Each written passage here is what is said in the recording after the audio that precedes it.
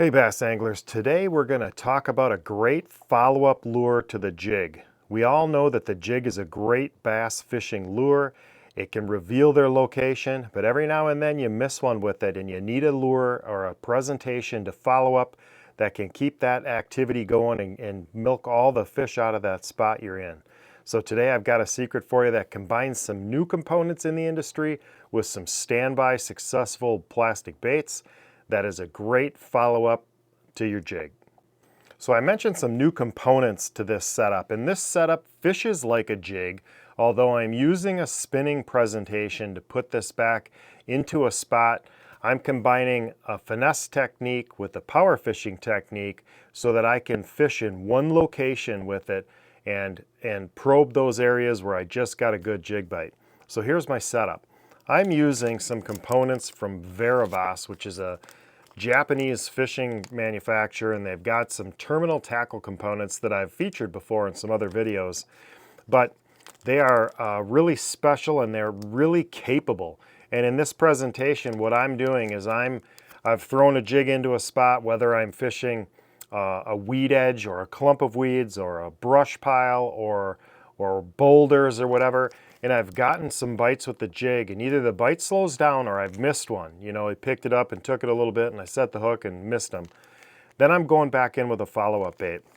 And so what I'm doing with these Veravas baits is I'm getting three components. The first component I'm going to get is their grenade egg weight.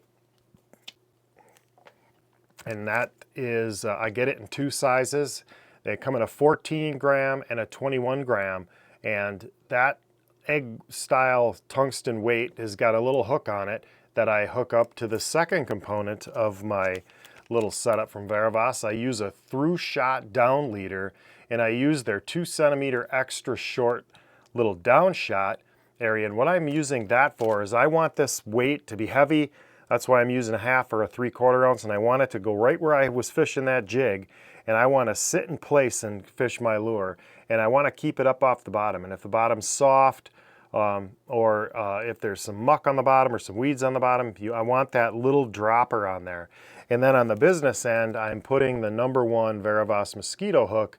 It's a little weedless mosquito hook, and the way we hook all those components up are the weight goes on the bottom, the short dropper goes up to the little loop on the bottom of the mosquito hook, and then I've got my little titanium weed guard on my size 1 mosquito hook, and I'm typically going to have that on 8 to 12 pound pink fluorocarbon line from Reaction Tackle. I like the pink abrasion resistant fluorocarbon line when I'm fishing any finesse presentation, and the weight of the leader really depends on the cover I'm around. The heavier, obviously, the more abrasive the cover I'm fishing around. And then I'm tying off that leader, about 12 feet of it, with a double uni knot to 15 pound braid on a spinning setup, a 7-foot medium light spinning setup. And so I'm pitching that in, just pitching it right back in. And on the business end of that puppy, I'm putting a Senko, and I'm going to use a Yamamoto Senko in either the 5 or the 4 inch.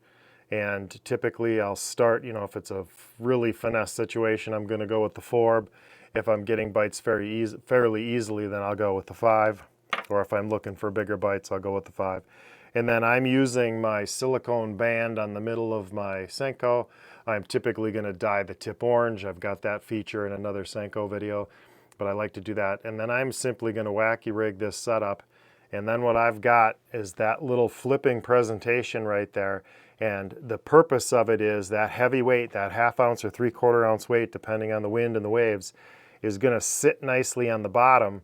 And then the way you fish it is you just lift and feel for the bottom. And as you're lifting and feeling for the bottom, that wacky rig Senko is going to actually go up and down, that wacky rig pulsing in place as you lift. Every time you lift and feel for the bottom and keep that dropper high, you're actually fishing that wacky rig lure. And then those fish, if they're neutral or if they're in a specific place related to cover, they might be moving around in a neutral attitude, or even maybe even a negative attitude. They'll come over out of curiosity. And a lot of times when you fish a wacky rig Senko with no weight, or even some of the small weighted ones that just have a jig on them, they're too light, and you're going to fish them right through the zone before the fish have a chance to come over out of curiosity and examine it. And you know, we know that fish will eat a Senko, and if you can get a heavier weight on it and flip and pitch this thing around as a follow-up to a jig, you can actually get bites and kind of keep that action going. And sometimes that can even be the primary, where they might not hit a jig at all. They'll hit that Wacky Rig Senko every time. But the trick is, if you just fish a Wacky Rig Senko weightless, or if you put a small weight on it, you can't get enough weight to get it down on the bottom, sitting in place, and move, being able to actually lift your rod tip and impart action on that thing as you just lift the rod tip and find the bottom with the weight. You're essentially just kind of finding the bottom. So it's a fantastic setup. It's a presentation that these fish have not seen, using components that we've not seen much of in the bass fishing industry. These Veravas baits are dialed in finesse lures to help you do setups like this, to be creative with very successful lures and use them in more innovative ways. And in this case, stay put. We want the fish to come to the bait. We want to pitch it into either the brush pile or the weed edge, or whatever specific piece of cover, dock piling, and we just want that thing to sit there on the bottom and let it stand up on that dropper and get the Wacky Rig to just slowly move in place, and you're going to catch some phenomenal fish. Definitely you're going to catch some fish with this one, so give it a try. Buy those components. Get yourself some Reaction Tackle pink fluorocarbon line, super abrasion resistant, and put this little finesse presentation following up a more power presentation. This 1-2 punch will get you fish when other things won't. Hope you found those tips helpful. Please like and subscribe, and we'll talk to you next time on the water.